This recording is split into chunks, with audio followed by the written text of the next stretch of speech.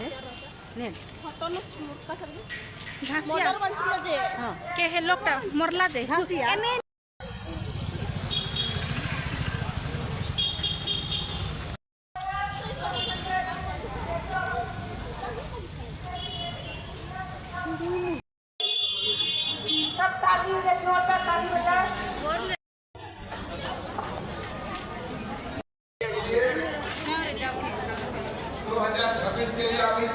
Sorry गला 3 बजे community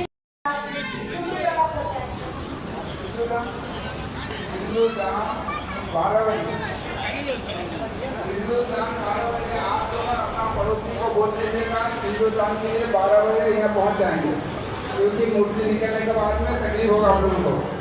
कल सिंदूरदान 12 बजे होगा। आप लोगों अपने अपने पड़ोसी को बता दीजिएगा।